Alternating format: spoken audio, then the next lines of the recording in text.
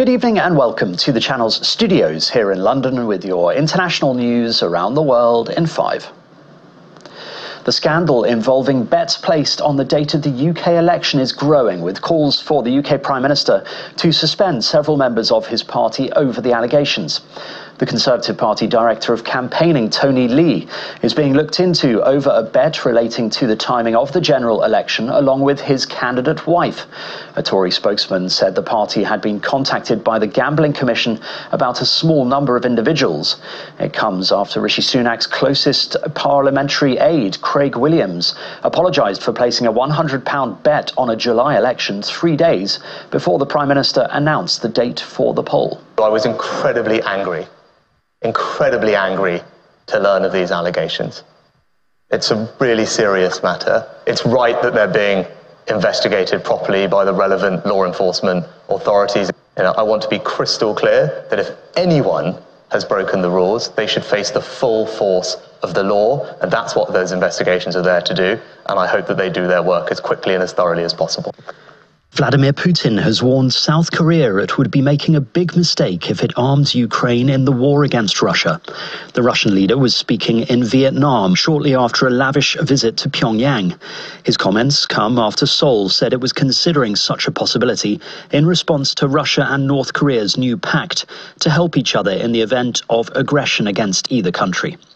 People placed under restraining orders for domestic violence do not have a right to own guns, the Supreme Court has ruled.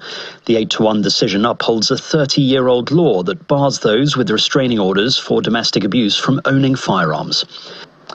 A video released by the Philippine military appears to show Chinese and Filipino boats clashing in the contested waters of the South China Sea.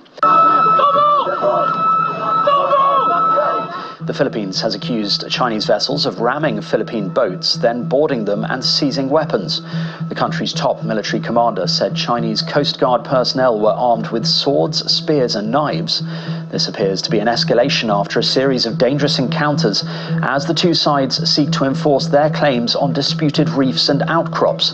The confrontation took place as the Philippine Navy and Coast Guard were delivering supplies to Filipino troops stationed in the 2nd Thomas Shoal, a decrepit Navy ship used as a Filipino outpost. We stand by our Philippine allies and commend the escalatory and irresponsible actions by the PRC to deny the Philippines from executing a lawful maritime operation in the South China Sea to deliver supplies to service members that are stationed at the Sierra Madre.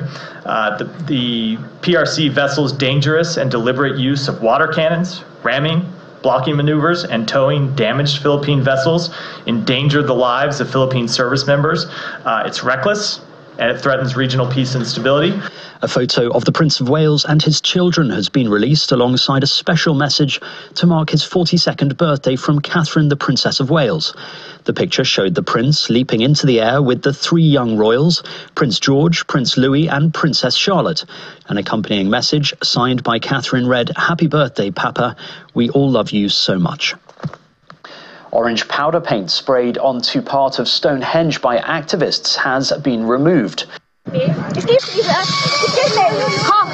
my God!